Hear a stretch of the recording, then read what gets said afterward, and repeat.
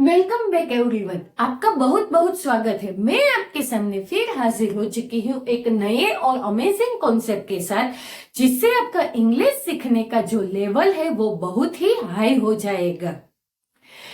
क्योंकि आज के इस वीडियो में हम बात करने वाले हैं कि कैसे सेंटेंस में सब्जेक्ट को रखा जाता है, कैसे ऑब्जेक्ट को रखा जाता है, सब्जेक्ट और ऑब्जेक्ट की जगह कौन कौन आता है, कैसे सेंटेंस का स्ट्रक्चर तैयार किया जाता है, ट्रांसलेशन का सही पैटर्न क्या है, जो एक बहुत ही छोटी सी और बारीक बात है लेकिन एग्जाम में पूछी जाती है। और यहाँ पे आप सभी अटक जाते हैं। क्यों अटकते हो? आज से अटकना बंद। मैं आपको विश्वास दिलाती हूँ कि आज के इस वीडियो को पूरा देखने के बाद आप बिल्कुल भी नहीं अटकोगे। इससे आपकी इंग्लिश की नींव इतनी मजबूत हो जाएगी कि आप इस पर कितनी भी बड़ी इमारत खड़ी करेंगे वो टूटेगी नहीं। वीडियो को शुरू करने से पहले मैं आपको बताना चाहती हूँ, कुछ पूछना चाहती हूँ। क्या मैंने यहाँ पे लिखा है कि मी का मतलब मुझे होता है और आई का मतलब मैं होता है, क्या ये सही है? मैं आपसे पूछ रही हूँ कि मी का मतलब मुझे होता है और आई का मतलब मैं होता है, क्या ये सही है? बिल्कुल भी गलत है, बिल्कुल गलत है। लेकिन बचपन से हिंदी से इंग्लिश सीखने के चक्कर में हमें ये चीजें रटवाई जाती है कि मी का मतलब मुझे होता है और आई का मतलब मैं होता है, जो बहुत गलत है। तो फिर हम ये क्यों पढ़ते हैं? इससे जो हमारी इंग्लिश की नींव है, इंग्लिश का जो बेस है, वो बहुत ही कमजोर हो जाता है। अगले वीडियो में हमने देखा था कि किसी भी सेंटेंस को बनाने के लिए 3 चीजें जरूरी होती है। वो 3 चीजें कौन कौन सी होती है? पहली होती है सब्जेक्ट, दूसरा होता है वर्ब और तीसरा होता है ऑब्जेक्ट। अब सब्जेक्ट को हम कैसे पहचानेंगे, ऑब्जेक्ट को कैसे पहचानेंगे, ये हमने अगली वीडियो में डिस्कस किया था। जिसने भी ये वीडियो नहीं देखी है वो देख ले, ताकि उससे आपका कॉन्सेप्ट क्लियर हो जाएगा और आगे की बातें सीखने में भी आपको आसानी रहेगी। मैं अभी शॉर्ट में बताती हूँ कि सेंटेंस 3 चीजों का बना है, सब्जेक्ट, वर्ब और ऑब्जेक्ट। सब्जेक्ट क्या होता है? जो काम करने वाला है वो हमारा सब्जेक्ट होता है। वर्ब क्या होता है?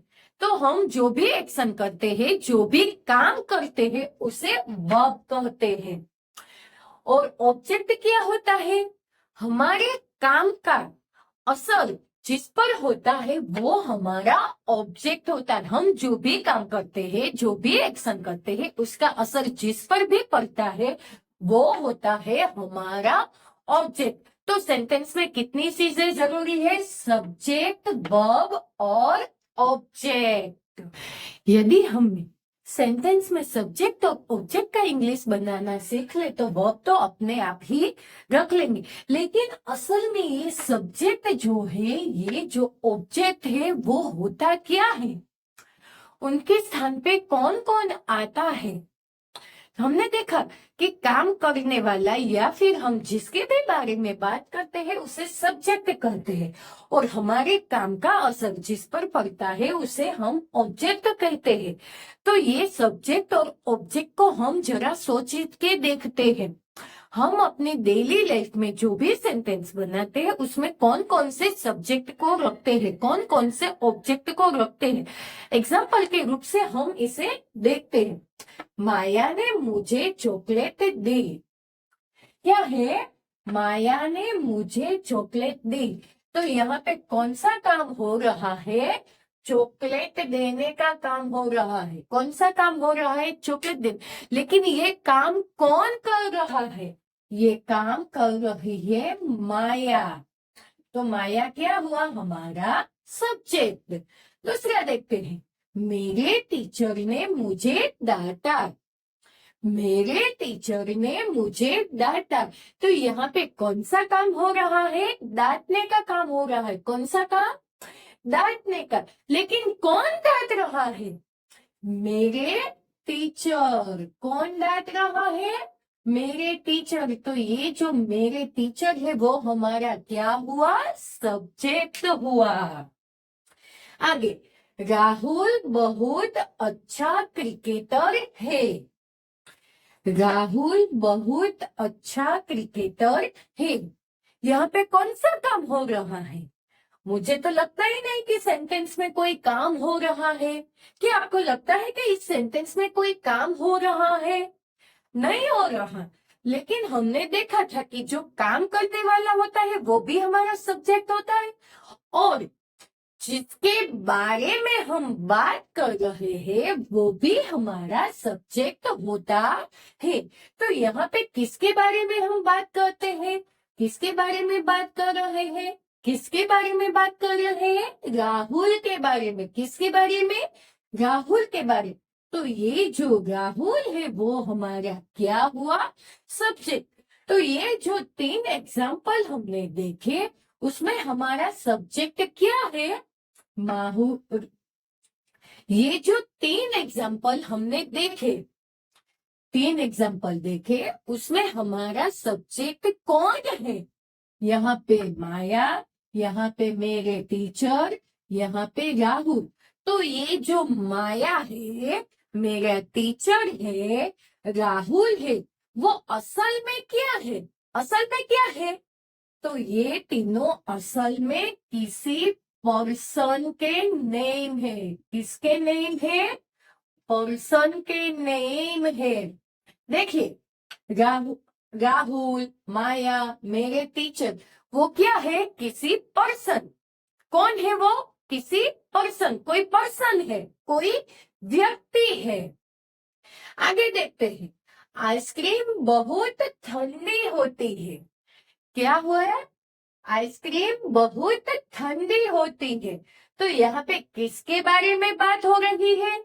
यहाँ पे बात हो रही है आइसक्रीम के बारे में। किसके बारे में बात हो रही है? आइसक्रीम के बारे में। तो ये आइसक्रीम क्या हुआ? हमारा सब्जेक्ट हुआ। क्या हुआ? सब्जेक्ट। आगे, आईफोन 15 मुझे बहुत पसंद है। आईफोन 15 मुझे पसंद है। क्या पसंद है?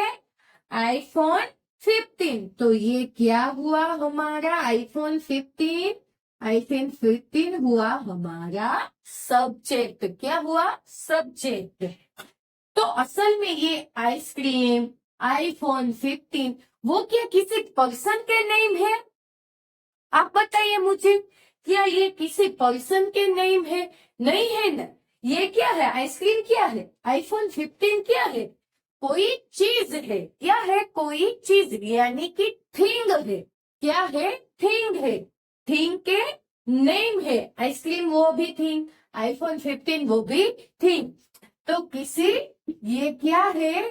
थिंग के नेम है। क्या है? थिंग के नेम। तो सब्जेक्ट में हमने क्या देखा कि पर्सन के नेम आते हैं। अब आगे सब्जेक्ट में क्या आया? किसी भी थिंग के नेम भी हो सकते हैं। आगे देखते हैं। दिल्ली भारत की राजधानी है। सॉरी, दिल्ली भारत की राजधानी है। तो यहाँ पे किसके बारे में बात की है? दिल्ली के बारे में। किसके बारे में बात की है? दिल्ली के बारे में। तो दिल्ली हुआ हमारा सब्जेक्ट। अहमदाबाद गुजरात का मेगा सिटी है। अहमदाबाद गुजरात का मेगा सिटी है। तो यहाँ पे मेगा सिटी कौन है? किसके बारे में बात की गई है? अहमदाबाद के बारे में। किसके बारे में? अहमदाबाद के बारे में। तो वो हमारा क्या हुआ? सेंटेंस का सब्जेक्ट हुआ। क्या हुआ? सब्जेक्ट। तो देखो, ये दिल्ली है, ये अहमदाबाद है, वो क्या किसी पर्सन और थिंग के नेम है? मैं आपसे पूछती हूँ, क्या ये जो दिल्ली है, ये अहमदाबाद है, वो किसी पर्सन या थिंग के नेम है? नहीं है। किसके नेम है? किसी भी जगह के नेम है। दिल्ली क्या है? जगह है। अहमदाबाद क्या है?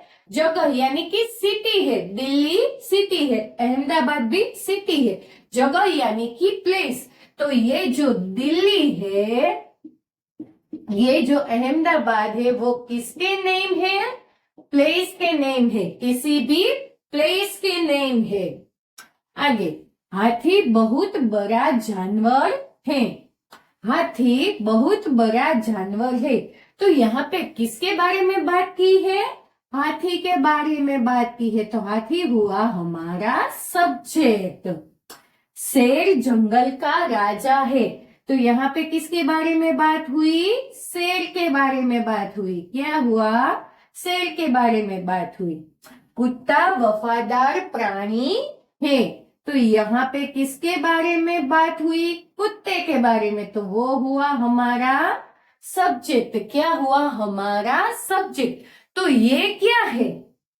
किसी भी पर्सन के नेम है, या फिर प्लेस के नेम है, या फिर किसी थिंग का नेम है? किसी का नहीं है, तो ये किसके नेम है? किसके नेम है ये है एनिमल्स के नेम। क्या है? एनिमल्स के नेम। वैसे ही हम आगे देखें तो मोर बहुत सुंदर पक्षी है। मोर हमारा राष्ट्रीय पक्षी है, तो ये मोर हुए, वो क्या हुआ? हमारा सब्जेक्ट। वो किसके नेम है? बर्ड्स के नेम है। किसके नेम है? बर्ड्स के नेम है। किसके है? बर्ड्स के नेम है। तो इससे क्या क्लियर होता है? क्या आप मुझे बताएंगे कि इससे क्या क्लियर होता है? इससे क्लियर होता है कि सेंटेंस में हमारा जो सब्जेक्ट होता है वो किसी का नाम होता है। फिर चाहे वो पर्सन हो, थिंग हो, प्लेस हो, एनिमल हो, बर्ड्स हो, कोई भी हो सकता है, किसी का भी नाम हो सकता है। तो सेंटेंस में सब्जेक्ट की जगह क्या आता है? पर्सन का नेम, थिंग का नेम, प्लेस का नेम, एनिमल का नेम, बर्ड्स का नेम आ सकता है ना। तो क्या मैं ये कह सकती हूँ कि सेंटेंस में जो हमारा सब्जेक्ट होता है वो किसी न किसी का नाम होता है। क्या होता है? किसी न किसी का नाम होता है। फिर चाहे वो पर्सन हो, थिंग हो, प्लेस हो, एनिमल हो या बर्ड्स हो, कोई भी हो सकता है। तो इतना तो क्लियर हो ही गया कि सेंटेंस में हमारा जो सब्जेक्ट होता है वो किसी का नाम होता है। यहाँ पे हमने बात की कि हमारा जो सब्जेक्ट होता है वो person, thing, place, animal, birds, उसका नाम होता है। लेकिन ये सेंटेंस देखिए, honesty is the best policy. Honesty is the best policy. तो इसमें हमारा सब्जेक्ट क्या है? क्या इसमें person, thing, place, animal, birds किसी का भी नाम है? किसी का भी नहीं है। तो यहाँ पे किसके बारे में बात की गई है? ऑनेस्टी के बारे में बात गई। किसके बारे में? तो ये ऑनेस्टी क्या है? हमारा सब्जेक्ट तो है। ऑनेस्टी क्या है? हमारा सब्जेक्ट है, क्योंकि हमने इस सेंटेंस में ऑनेस्टी के बारे में बात की है ना। तो फिर ये किसका नेम है? किसका नेम है? ये आइडिया है। ये क्या है? आइडिया है। क्या है? ये हमारा आइडिया है कि honesty is the best policy. तो अब असल में हमने क्या सीखा कि हमारे सेंटेंस में जो सब्जेक्ट है वो किसी न किसी का नाम होता है। क्या होता है? किसी न किसी का नाम। उसमें person, thing, place, animal, birds, idea सब कुछ आता है। किसी भी चीज का, किसी का भी नाम आ सकता है।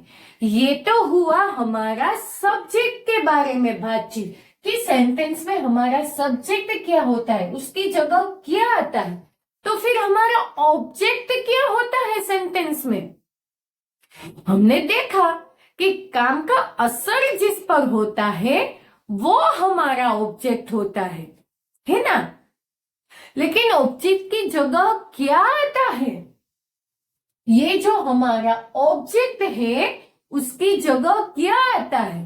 चलिए एग्जाम्पल की मदद से हम इसे देखते हैं कि सेंटेंस में हमारा ऑब्जेक्ट क्या हो सकता है। माया ने राकेश को चॉकलेट दी। माया ने राकेश को चॉकलेट दी। काम कौन सा हुआ? चॉकलेट देने का। किसने दी? माया ने दी। किसको दी? राकेश को दी। किसको दी? राकेश को दी। तो वो क्या हुआ? हमारा ऑब्जेक्ट। चॉकलेट किसको दी? राकेश को। तो उसका असर किस पर हुआ? राकेश पर। तो ये हुआ हमारा ऑब्जेक्ट। वैसे ही तेज धूप की वजह से आइसक्रीम पिघलने लगी। तेज धूप की वजह से आइसक्रीम पिघलने लगी। तो धूप का असर किस पर पड़ा? धूप का असर किस पर पड़ा? आइसक्रीम पर पड़ा। धूप की वजह से आइसक्रीम पिघलने लगी। तो ये आइसक्रीम जो है जिस पर धूप का असर हुआ वो क्या होगा? हमारा ऑब्जेक्ट होगा। क्या होगा? हमारा ऑब्जेक्ट होगा। राहुल ने कुत्ते को भगाया। राहुल ने कुत्ते को भगाया।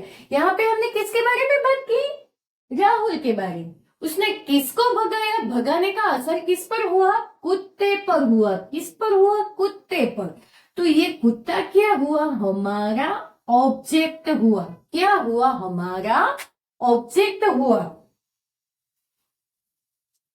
ऑब्जेक्ट हुआ। तो इससे क्या बात साबित होती है कि जैसे सब्जेक्ट किसी न किसी का नाम होता है वैसे हमारे सेंटेंस में जो ऑब्जेक्ट होते हैं वो भी किसी न किसी का नाम ही होता है।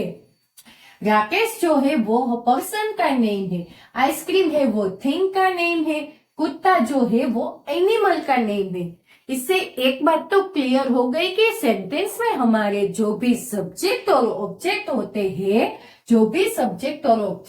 हैं वो किसी ना किसी का नेम ही होता है। किसी ना किसी का नाम ही होता है। यहाँ पे तो आपको बिल्कुल पता ही नहीं चला कि मैंने बातों ही बातों में आपको नाउन पढ़ा दिए। क्या आपको पता चला कि आप नाउन सीख चुके हैं? क्या आपको पता है नाउन की डेफिनेशन क्या होती है? बचपन पे हम रखते थे noun is the name of the person, a thing, a place, an animal, a bird और एन आइडिया। यही डेफिनेशन हम रखते थे ना जो हमें बचपन में पढ़ाई जाती थी। What is noun? नाउन क्या होता है? तो noun is the name of a person, a thing, a place, an animal, a bird और an idea। इसे हम नाउन कहते हैं। इससे एक बात तो क्लियर हो गई कि हमारे सेंटेंस में जो भी सब्जेक्ट और ऑब्जेक्ट होते हैं वो किसी न किसी के नेम होते हैं और जो नेम है किसी न किसी के नेम उसे हम क्या कहते हैं? इन सबको हम क्या कह सकते हैं? नाउन कहते हैं। क्या कहते हैं? नाउन कहते हैं। तो इससे क्लियर हुआ कि हमारा जो सब्जेक्ट होता है वो नाउन होते हैं और ऑब्जेक्ट जो होता है वो भी नाउन होता है। होता है ना। इससे क्लियर हो चुका है कि सेंटेंस में हमारे सब्जेक्ट और ऑब्जेक्ट जो भी हो वो किसी ना किसी का नाम होता है यानी कि नाउन होता है। तो कोई भी सब्जेक्ट और ऑब्जेक्ट क्या होता है? किसी का नाम होता है। तो क्या मैं ये कह सकती हूँ कि हमारे जो भी सब्जेक्ट और ऑब्जेक्ट है वो किसी न किसी का नाम है यानी कि कोई ना कोई नाउन ही है। हाँ, आज समझ में आया कि हमें बचपन से नाउन क्यों पढ़ाते थे। क्योंकि दुनिया का कोई भी सेंटेंस हो उसका जो भी सब्जेक्ट होगा जो भी ऑब्जेक्ट होगा वो कोई ना कोई नाउन ही होगा। क्या होगा? कोई ना कोई नाउन ही होगा। हम जो भी सेंटेंस बनाते हैं, जो भी बातें कर रहे होते हैं, उसमें सबसे ज्यादा बात किसके बारे में करते हैं? क्या किसी प्लेस के बारे में, किसी थिंग के बारे में हम ज्यादा देर तक बातें करते हैं? जी नहीं करते हैं, बिल्कुल नहीं करते। हम सबसे ज्यादा बातें किसी पर्सन के बारे में करते हैं। किसके बारे में करते हैं? पर्सन के बारे में करते हैं। किसी भी व्यक्ति या इंसान के बारे में हम बातें करते हैं। हम सबसे ज्यादा प्यार किससे करते हैं? हम सबसे ज्यादा प्यार खुद से करते हैं, तो हम सबसे ज्यादा बातें भी अपने बारे में ही करते हैं। मान लो कि आपका नाम प्रिया है, तो क्या आप ऐसे बात करेंगी कि प्रिया आपकी दोस्त है, प्रिया को इंग्लिश सीखना है, प्रिया को किताबें पढ़ना बहुत पसंद है? क्या आप ऐसे बात करेंगी? आप बार बार अपना नाम नहीं लेंगे। मान लो कि किसी का नाम रिया है और उसे भूख लगी, तो वो क्या ऐसा कहेगी कि रिया को भूख लगी है, रिया को खाना खाना है, रिया को जूस पीना है? क्या वो ऐसे बोलेगी? नहीं, वो बार बार अपना नाम नहीं लेगी। वो क्या कहेगी कि मुझे भूख लगी है, मुझे खाना खाना है, मुझे जूस पीना है। जैसे हम खुद का नाम बार बार नहीं लेते हैं, वैसे हम किसी और का भी नाम बार बार नहीं लेते हैं। मान लो कि पूनम आपकी दोस्त है, तो आप कैसे बात करेंगी उसके बारे में?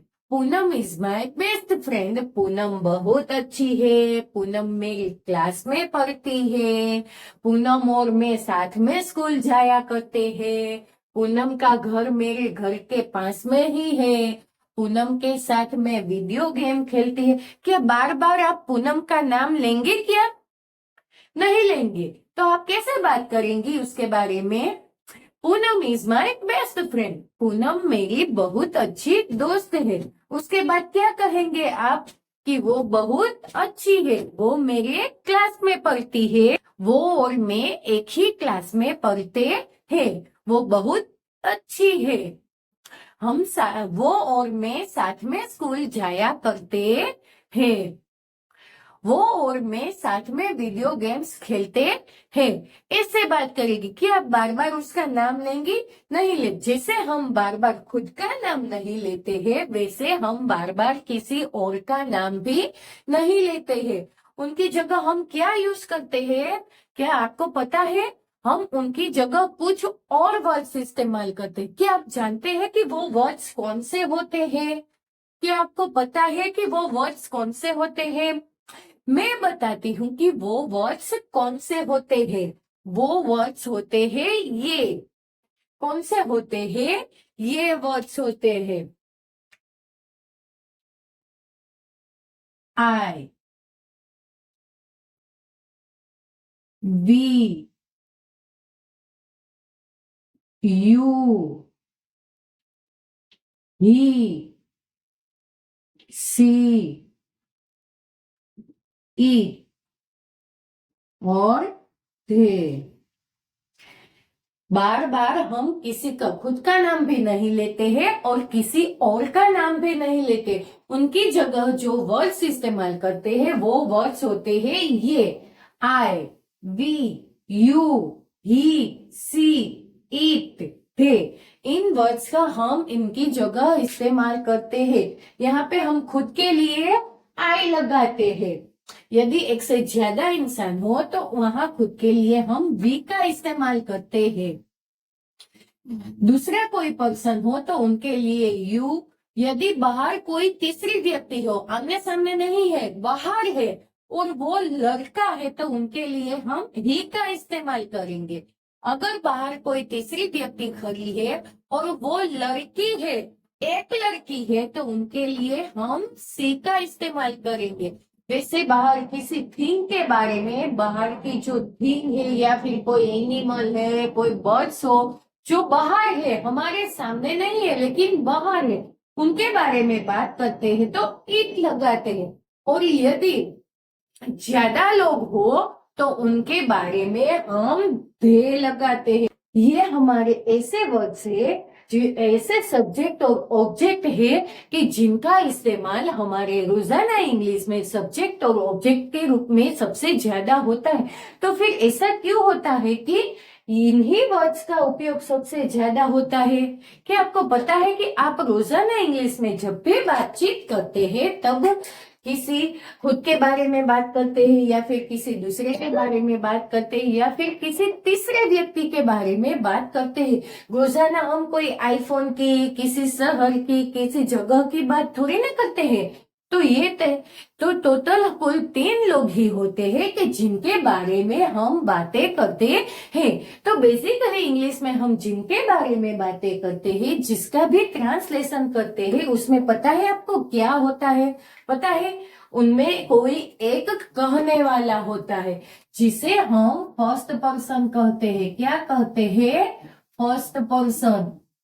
कोई एक कहने वाला होता है जिसे हम फर्स्ट पर्सन कहते हैं। और आपको पता है फर्स्ट पर्सन में क्या आता है? फर्स्ट पर्सन में आता है आई और वी। दूसरा जो होता है वो सुनने वाला होता है। कौन होता है? सुनने वाला होता है। सुनने वाले को हम सेकंड पर्सन कहते हैं। क्या कहते हैं? सेकंड पर्सन कहते हैं। पता है उनमें क्या आता है? उनमें आता है यू। यू जो है वो हमारा सेकंड पर्सन है।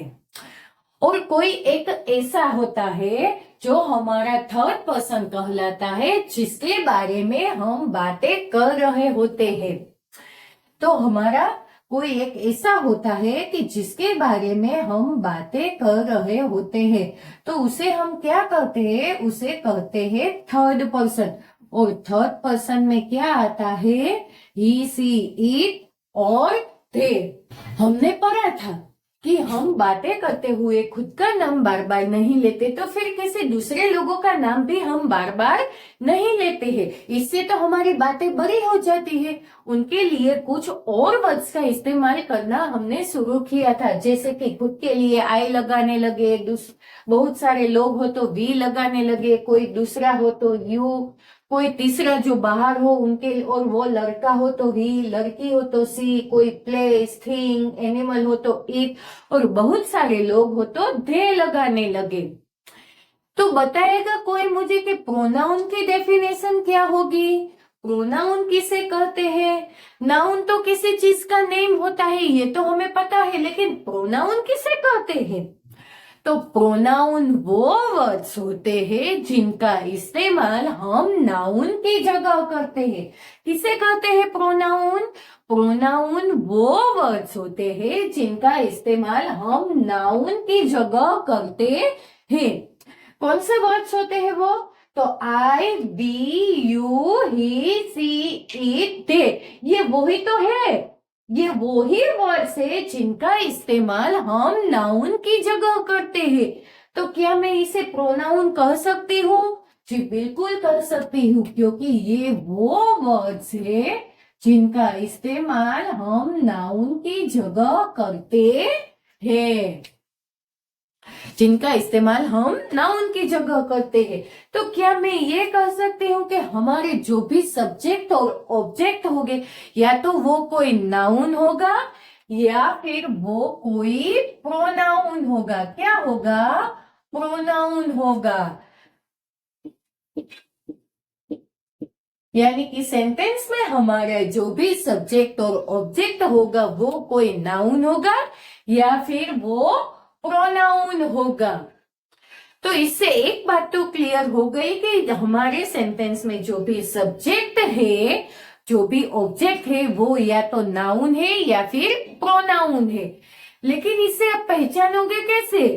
इसका फायदा क्या बताओगे आप मुझे? आप सेंटेंस, अगर आपके सामने इंग्लिश का कोई सेंटेंस रखा जाए और उसमें आपसे पूछा जाए कि इसमें नाउन है या फिर प्रोनाउन है, इसमें वर्ब कौन सी है, तो आप इसे पहचानोगे कैसे? तो इसके लिए ना मैं आपको एक ट्रिक बताती हूँ कि नाउन है या प्रोनाउन है या फिर वर्ब कौन सा है, इसे कैसे पहचानते हैं। तो जब हम इंग्लिश का सेंटेंस देखते हैं उसमें किसी चीज का, पर्सन का बर्ड्स का, एनिमल्स का नाम होता है तो वो होता है हमारा नाउन। क्या होता है? हमारा नाउन।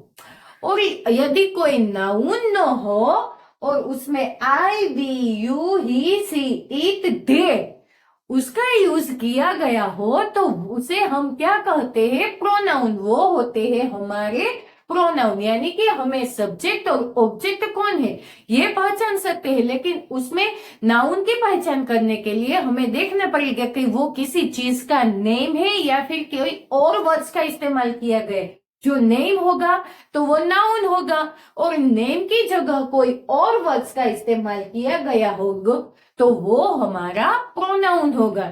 तो फिर वर्ब की पहचान कैसे करेंगे? तो वर्ब की हिंदी हम देखें ना, तो वर्ब, जो भी वर्ब होता है उसका हिंदी में हम ट्रांसलेशन करें तो उसमें ना की आवाज निकलती है। क्या होता है? ना की आवाज निकलती है। जैसे खाना, पीना, दौड़ना, घूमना, फिरना, आना, जाना, गाना, सुनना, ये जो भी वर्ड्स है उनमें ना की आवाज होती है। और जो हमारे नाउन और प्रोनाउन होते हैं उनमें ना की आवाज नहीं निकलती है। तो इस ट्रिक के बाद आपको ये पहचानना बहुत ही आसान हो जाएगा कि नाउन क्या है, प्रोनाउन क्या है और क्या वर्ब है। अब आपका ये कॉन्सेप्ट तो बिल्कुल क्लियर हो गया होगा। इस सेंटेंस में सब्जेक्ट और ऑब्जेक्ट है, वो कोई भी नाउन या प्रोनाउन होता है। लेकिन अब एक ऐसा कॉन्सेप्ट है जिसे देखने के बाद हमारी ग्रामर की बड़ी बड़ी गलतियां दूर होगी और हम सेंटेंस को सही बना पाएंगे। वीडियो की शुरुआत में हमने देखा था कि ये जो प्रोनाउन आई है, आई उनकी हिंदी में होती है, और मैंने आपसे कहा था कि ये बिल्कुल गलत है। अब आप भी अपने दिमाग से ये ख्याल को निकाल दो, क्योंकि अब मैं आपको ऐसी बात बताने वाली हूं कि जिससे आप भी कहेंगे कि आई की हिंदी में नहीं होती है। लेकिन इससे पहले मैं आपसे एक सवाल पूछना चाहती हूँ, उसका सही सही जवाब आप मुझे दीजिए। मैंने यहाँ पे एक सेंटेंस लिखे हुए हैं। सबसे पहला है, मुझे आइसक्रीम पसंद है। मुझे आइसक्रीम पसंद है। यहाँ पर पसंद करने का काम कौन कर रहा है? यहाँ पर पसंद करने का काम कर रहा है मुझे। तो यह वो हुआ हमारा सब्जेक्ट। क्या हुआ? हमारा सब्जेक्ट हुआ। अब पसंद करना क्या हो गया? हमारा वर्ब हो गया। क्या हुआ? हमारा वर्ब। और क्या पसंद करते हैं? तो आइसक्रीम पसंद करते हैं। क्या पसंद करते हैं? आइसक्रीम पसंद करते हैं। तो ये जो आइसक्रीम है वो हो गए हमारा ऑब्जेक्ट। क्या हुआ? हमारा ऑब्जेक्ट हुआ। अगर हमें इस सेंटेंस को इंग्लिश में ट्रांसलेशन करना है तो सब्जेक्ट रखो, ऑब्जेक्ट रखो और वर्ब रख दो। बड़ी आसान सी बात है, इसकी इंग्लिश हो जाएगी। चलिए करके देखते हैं। मुझे की इंग्लिश क्या होती है? शुरुआत में हमने देखा था कि मुझे की इंग्लिश तो मी होती है। तो क्या मैं मुझे की जगह मी रख दूं? चलिए रख देती हूँ। लेकिन ये मी कैसे आ गया? सेंटेंस की शुरुआत में तो कभी मी आता नहीं। इसकी असल इंग्लिश हम देखें। इसकी असल इंग्लिश क्या होती है? इसकी असल इंग्लिश होती है आई लाइक आइसक्रीम। क्या है? I like ice cream. तो फिर ये मुझे की इंग्लिश आई कैसे हो गई? हमने तो देखा कि मुझे की इंग्लिश मी होती है तो हमने मी रखा, लेकिन इसकी असल इंग्लिश देखें तो आई लाइक आइसक्रीम है। तो फिर ये मी जो है उनकी जगह आई कैसे आ गया? दूसरा देखते हैं। हमें बुक चाहिए। हमें बुक चाहिए। हमें बुक चाहिए। इसकी असल इंग्लिश क्या होती है? We want book. क्या होती है? We want book. उसने हमें मारा, उसने हमें मारा, उसने ही या फिर सी कोई एक, हमें मारा, इसकी असल इंग्लिश होती है ही बीट्स अस, ही बीट्स अस। मैंने उसे नहीं मारा, I do not beat him, I do not beat him। अब देखिए, यहां पर मुझे की इंग्लिश मी होती थी तो मी की जगह आई आ गए। तो ये लास्ट में देखिए मैंने है, मैंने उससे नहीं मारा, तो मैंने की जगह भी आई आ गया। ऐसा कैसे हो गए? यहाँ पे हमें बुक चाहिए, वी वॉन्ट बुक। यहाँ पर ये जो हमें है, हमें की जगह वी आ गया। यहाँ पर उसने हमें मारा, ही बीट्स अस, यहाँ पे भी हमें आ गया। तो यहाँ पर हमें की जगह अस क्यों हुआ? हमें की जगह अस आ गया। यहाँ भी हमें है तो वी आया, यहाँ भी हमें है तो उसकी जगह अस आया। ऐसा कैसे हो गया? अब ये बात तो हमें क्लियर हो गई कि यदि हम हिंदी से इंग्लिश रखकर ट्रांसलेशन करें तो वो तो बिल्कुल गलत है। तो फिर कौन से ऐसे लॉजिक लग रहे हैं कि जिससे हमें ये समझ आ रहा है कि मुझे की जगह आई आएगा, यहाँ पे हमें की जगह वी आएगा, यहाँ पे जो हमें है उसकी जगह अस आएगा। इसे कौन से लॉजिक लग रहे हैं कि जिससे हमें ये बात समझ आ रही है? मैं आपको बताती हूँ कि ऐसे कौन से लॉजिक लग रहे हैं। अब आप ये भूल जाइए, बिल्कुल ये ख्याल अपने दिमाग से ही निकाल दीजिए कि आई मी की हिंदी मुझे होती है और आई की हिंदी में होती है। ये बात आप अपने दिमाग से बिल्कुल निकाल दीजिए। अब आप सब भूल जाओ कि आई की हिंदी में होती है, मुझे होती है, सब भूल जाओ। अब आपको सिर्फ इतना याद रखना है कि यदि आप हिंदी सेंटेंस का इंग्लिश बना रहे हो तो जब उसमें हिंदी की आवाज में निकल रही हो, मुझको निकल रही हो, मुझे या फिर मैंने निकल रही हो, तो आपको देखना ही नहीं है, उसका अर्थ समझना ही नहीं है, उसका मतलब क्या निकल रहा है ये देखना ही नहीं है। वहां पे आपको क्या लगा देना है? आई है, उसका मतलब क्या है ये सोचना ही नहीं है। वहां पे क्या लगाना है आपको? आई लगाना है। लेकिन सिर्फ इस बात का ख्याल रखना है कि वो जो प्रोनाउन आई है वो सेंटेंस में सब्जेक्ट की तरह इस्तेमाल हो रहा हो, यानी कि उसका यूज सब्जेक्ट की तरह हो रहा हो, तो वहां पे लग जाएगा हमारा नॉमिनेटिव केस, नॉमिनेटिव केस। और वहां पे प्रोनाउन आई का नॉमिनेटिव केस क्या रहेगा? आई ही रहेगा। बस इसका ध्यान रखना है कि वो सब्जेक्ट की तरह हो। लेकिन यदि यही प्रोनाउन आई सेंटेंस में ऑब्जेक्ट की तरह यूज हो रहा हो, सेंटेंस में ऑब्जेक्ट की तरह यूज हो रहा हो, यानी कि उस पर काम का असर हो रहा है, काम का असर पड़ रहा है, तो वहां पे आ जाएगा हमारा ऑब्जेक्टिव केस। क्या लग जाएगा? Objective case. और ऑब्जेक्टिव केस में आई का क्या होगा? मी हो जाएगा। ऐसे ही तो बनते हैं सभी सेंटेंसेस इंग्लिश में, ऐसे ही बनते हैं सभी सेंटेंस। आपने गलत पढ़ा था कि आई की हिंदी में होती है, मी की हिंदी मुझे होती, ऐसा आपने पढ़ा था। इंग्लिश में ऐसा नहीं है। इंग्लिश में तो साफ साफ लिखा है कि ये जो हमारे पर्सनल प्रोनाउन है, यदि वो सेंटेंस में सब्जेक्ट की तरह इस्तेमाल हो रहे हैं तो वहां पे लग जाएगा हमारा nominative case. Subjective case, nominative case को सब्जेक्टिव केस भी कहते हैं। सब्जेक्ट हो इसलिए सब्जेक्टिव केस। इसमें कुछ नहीं बदलता है, आई का आई ही रहेगा, वी का वी, यू का यू, धे का धे, ही का ही, सी का सी, इट का इट। लेकिन यदि यही पर्सनल प्रोनाउन सेंटेंस में ऑब्जेक्ट की तरह यूज हो रहे हो तो वहां पे हमारा ऑब्जेक्टिव केस लग जाएगा।